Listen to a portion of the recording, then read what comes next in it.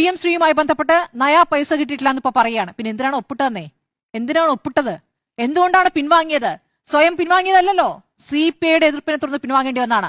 പ്രതിപക്ഷം ചോദിച്ച അന്നും പറഞ്ഞിരുന്നത് നിങ്ങൾ മന്ത്രിസഭയെ തെറ്റിദ്ധരിപ്പിച്ചുകൊണ്ട് കള്ളത്തരം പറഞ്ഞുകൊണ്ട് നിങ്ങൾ പോയി ഒളിച്ചുപോയി ഒപ്പിട്ടു എന്നാണ് പറഞ്ഞത്. അതായിരുന്നു അന്നത്തെ പ്രതിപക്ഷം പറഞ്ഞത്.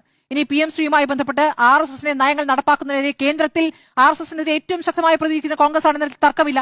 സംസ്ഥാനത്തിന് RSSനോടാണോ BJPയോടാണോ അതോ ഇടതുപക്ഷത്തോടാണോ എതിർപ്പെന്ന് ചോദിക്കുമ്പോൾ ഇവിടുത്തെ രണ്ട് കക്ഷികൾ എന്ന നിലയ്ക്ക് ഇടതുപക്ഷവുമായി ബന്ധപ്പെട്ടാണ് ആ വൈരം നിന്നിട്ടുള്ളത്, അല്ലെങ്കിൽ ആ എതിർപ്പ് നിന്നിട്ടുള്ളത്. ഇന്നിപ്പോൾ M സ്വരാജ് പറയുന്നത് മണ്ണിട്ട് മൂടിയത്രേ. കഴിഞ്ഞ പദ്ധതി മണ്ണിട്ട് മൂടി. എവിടെ മണ്ണിട്ട് മൂടി? മണ്ണിട്ട് മൂടിയതാണോ ഈ കാണുന്നത്? മണ്ണിട്ട് മൂടിയ കത്താണോ ഈ കാണുന്നത്? ക്യാപ്റ്റൻ അബയൻസ് എന്ന് പറയുന്നത്. നമ്മൾ വിഡ്രോ ചെയ്തു എന്ന് പറയാൻ ആ വാക്ക് ഉപയോഗിക്കുന്നതിന് എന്തായിരുന്നു തടസ്സം? എന്നിട്ട് ഈ പറയുന്ന ഉപസമിതിയുടെ റിപ്പോർട്ട് വരുന്നവരെ വെയിറ്റ് ചെയ്യാന്ന് പറയും. പിന്നെ ചോദിക്കുമ്പോൾ മുഖം നേരാണ്ട് മടങ്ങുകയാണ് കഴിഞ്ഞ വിദ്യാഭ്യാസ മന്ത്രി ചെയ്തിട്ടുള്ളത്. മന്ത്രിസഭയുടെ കണ്ണ് വെട്ടിച്ച് ഒളിച്ചുപോയി ഒപ്പിട്ടവരാണ്. അതിൽ നിങ്ങൾക്ക് പറയാൻ ഒരു അവകാശമില്ല. CPI പറയട്ടെ. കിട്ടിയാ? ഇല്ല, ചോദിച്ചു വാങ്ങിച്ചു. പോവാ.